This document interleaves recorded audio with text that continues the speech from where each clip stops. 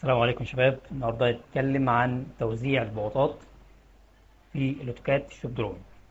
ازاي بنقدر نوزعها بطريقه بسيطه بدون ان احنا نقعد نقيس كل 15 متر مثلا نحط البلاط وكده. احنا هنوزعها كل 15 متر بطريقه سريعه، خطوه واحده بس هنعملها وخلاص كده. فلنفرض ان ده البلاط بتاعنا في البيجنت، دي اللوحه، دي الماسوره بتاعتنا اللي هنوزع عليها، ده اوبجكت معين اخر الماسوره وليكن مثلا كاميرا. طيب ازاي هنوزع البلاط بتاعنا؟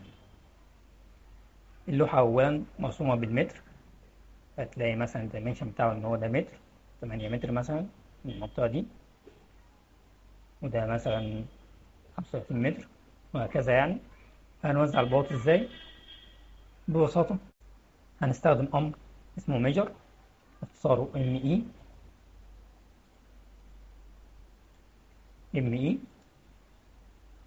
بعد كده بيقول لك select الأوبجكت اللي أنت توزع عليه اللي هو الماسورة بتاعتنا، دوس عليها.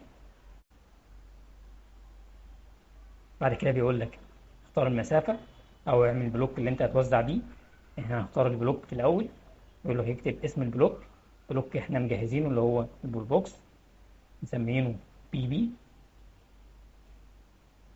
يقول لك عايز تعمل له الاين، تقول له لا. بعد كده بيقول لك قول لي المسافه اللي انت توزع فيها اللي هو كل 15 متر، هنكتب 15. لو اللوحه بتاعتك بالملي ساعتها هتكتب 15000. دوس اوكي او انتر، ظهر لنا اهو البول بوكس متوزعين كل 15 متر بار، ولو جينا قسناها هنلاقيها بالظبط 15 متر.